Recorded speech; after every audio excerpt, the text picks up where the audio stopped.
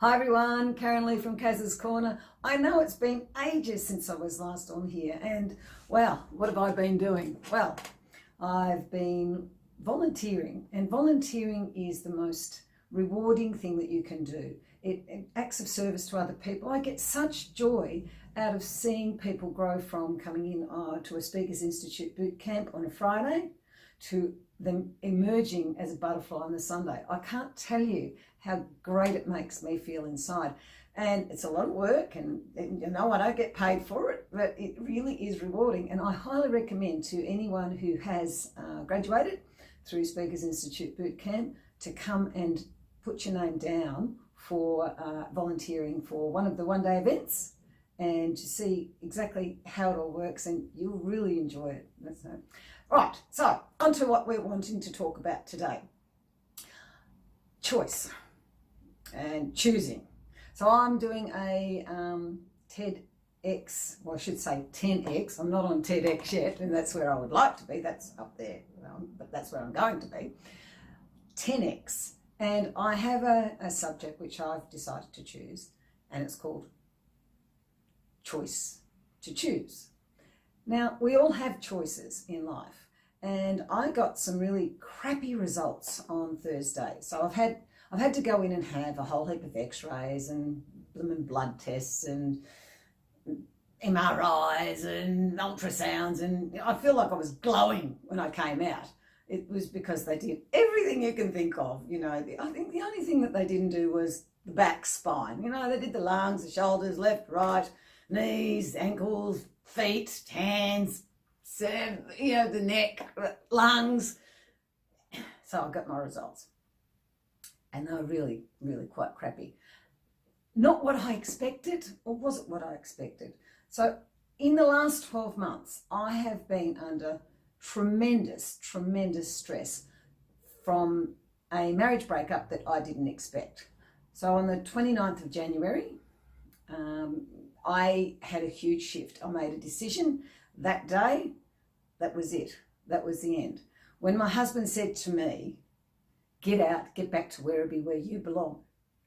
You don't belong here. This is my home. You're not good enough. How do you think that would make you feel? It made me disgusted. I remember looking up at him and thinking, what do you mean I'm not good enough? And I said to him, this is my home. And he said, I don't want you here. That made me feel pretty shit. And I realised that he didn't have any respect for me whatsoever. And the reason behind all of this was, I suppose I'll be quite frank, I wouldn't do what he wanted. I'd found out he'd been having a long-term affair, and it was only 5 weeks before, and it was taking me time to process it, and I didn't want to be in the same bed as him. I wanted time to process it, and he didn't want to give me time. So that was his choice. He decided he wanted an answer right then, right now, on that weekend, and it was Australia Day weekend, that if I didn't stay in the same bed with him, pretty much it was over. So he left in a huff at 4 a.m. in the morning on the Monday, and when I came back in the afternoon, that was the conversation that we had. And so I left. I locked the door on my heart, decided to no longer be part of our business that we had run for the last, I think it was 8 years together as a unit. And I closed the door on our 34-year marriage and 40-year relationship. It was as simple as that. That was it. And there was no coming back from that, ever. That was the decision I made. It was quite a journey since then. 3 weeks prior, I had done boot camp. Oh, not boot camp, sorry, I take that back. I had actually done a Speakers Institute one-day event. And I really, truly enjoyed it. And I actually signed up for the boot camp, which I did in May. My idea of doing that boot camp was not that I would be a single woman going through a tumultuous court case and fights and arguments for, constantly 5 months, and that I would be contacted during the course and, have all sorts of things happening back home. However, the 3-day boot camp that I chose to do, and I did turn up, because it was a big decision to still continue to do that, made a huge, tremendous difference in my life. So when we make a choice, whatever that choice is, when we action it, things change. For me, I am grateful to my husband. I went through, oh my goodness, hate, sadness, disbelief. That's a message coming through on my phone, unfortunately. I went through all of the feelings, I was sad. So while you were seeing those videos that I've been doing, I had all of that crap going on in the background. I chose to not let that affect my videoing, and I wanted to continue to learn, to grow, and to follow my dream, and not allow that, what was going on in my past, to destroy what I was planning. So I had things going on from the past that I pushed aside, and things that were going to happen, which I knew and I was going to have to fight and struggle with, because there was upcoming court cases, and we couldn't seem to settle. No matter what I did, it wasn't what he wanted. In the end, I gave way to just settle, because the longer you fight, the less time I have for me. And it brings me back to my results. So because I was doing so well, and I invested in myself, and my mindset was really good, and I believed everything was going to improve. What I don't know is, because I haven't had those x-rays and things like that done for probably 5 years, was how I started out a year ago. So it is possible that it's caused me internalized trouble for the first 6 months, because it was so horrendous, the stress of leaving a relationship that I'd been in since I was, 18 years old. I'm 57 now. How did that affect me? Did I internalize a lot of it? Well, at the beginning I did. I had no intention of becoming, who I am right now. It was sort of still a little bit muddled because of all the turmoil and all the stress. So I could choose to be very down about those results, but it's a choice. We're here for a very short time. So instead of going, oh my God, I've got severe rheumatoid arthritis, and now they've told me I've got scoliosis and I've got emphysema, instead, I can use that to help other people, to show them that just because you've got a result for your health doesn't mean you can't do something special, be something special, become something special, because it's a choice. You can choose to be the best person possible that you can be. Don't waste your time. Don't spend time doing crappy little shitty things that you don't need to do. Choose wisely. Our time on here, we don't know how long it's going to be. So I've chosen wisely. I am doing Protégé with Speakers Institute. I am planning. My year in 2020 is already many, many things that I've put myself down for. I want to volunteer as much as possible. And that's not saying I'm this great person. I really just want to be the best person I can be. And I want to ensure that I can spread my message to help others realise their dreams. That it's a choice. You can sit on the fence. You sit on the fence. I can't decide what I want to do. You sit on the fence, you're not going to change anything. You're just going to sit on the fence. Same as we had friends who were sitting on the fence for 25 years. Oh, I want to be your friend. I want to be Mark's friend. You can't be both. Not with a split like this. So if you can't make the choice, I made the choice. It's either Mark or it's me. At this point, because we were going through court, you can't do both. You can't be fully immersed in a friendship when something like this has happened.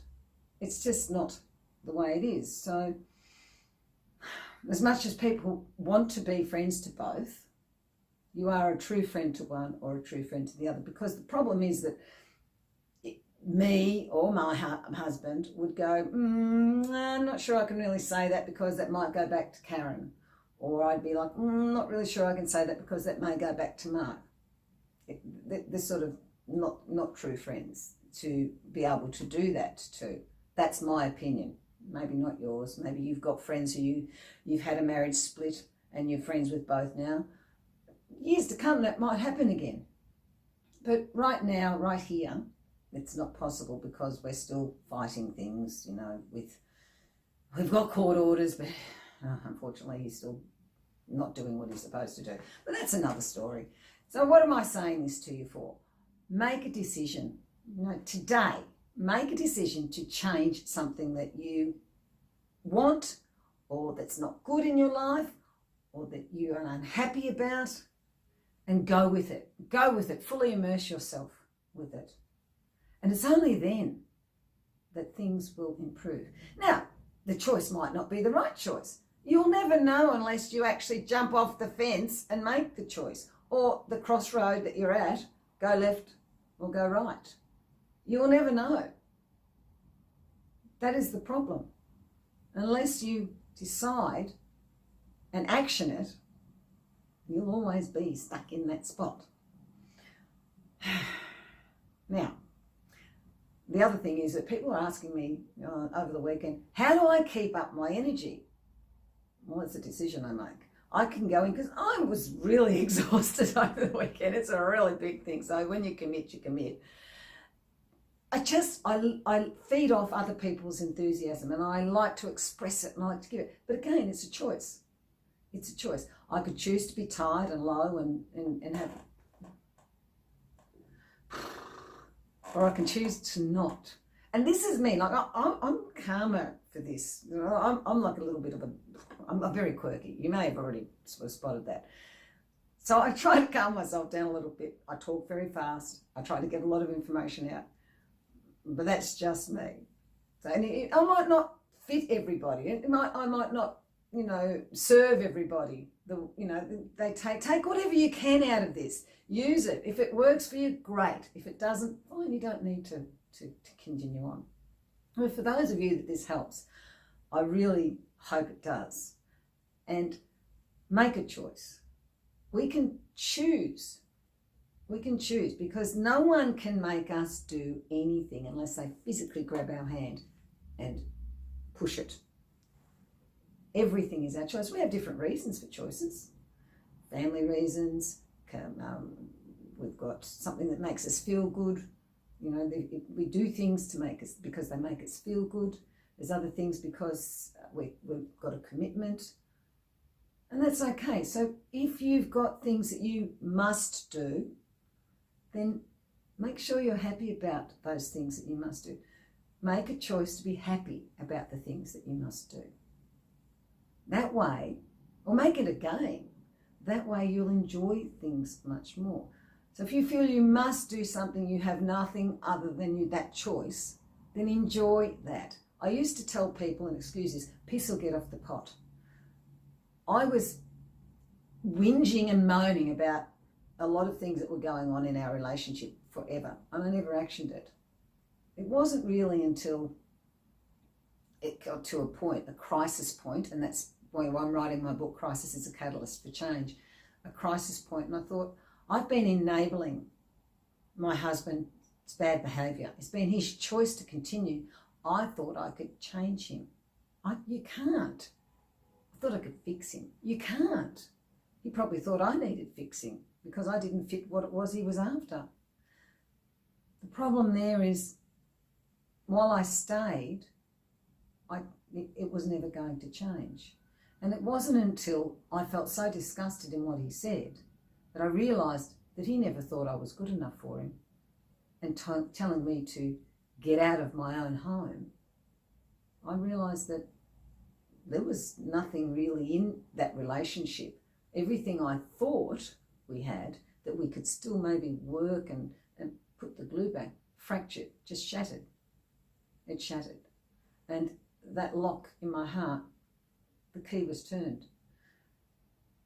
Now, I'm at a place where I'm very thankful, and I've forgiven my husband for what he's done. Now, he won't be at that place for quite some time, and, you know, that's fine. It doesn't mean I've forgotten what he's done. But I'm grateful, because without him doing that, I wouldn't be here with you today. I just wouldn't be here. And so for that, I'm really thankful. I'm grateful to him because we've got 2 beautiful children. And without him, I wouldn't have my beautiful children. So, you know, it wasn't all bad.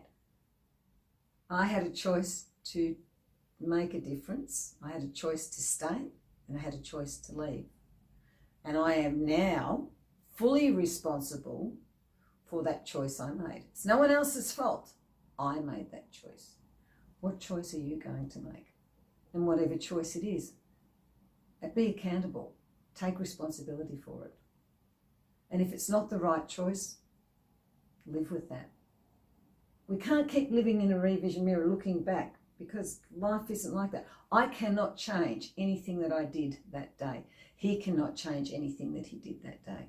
I cannot change anything that happened in the past. What I can do is I can change my future. And I hope I can empower other people to change their future.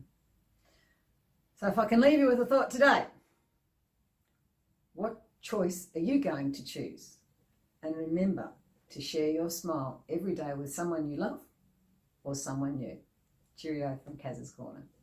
Oh, and if you like this, please like, share or comment, and hopefully we can have a chat about it. Anyway, cheerio.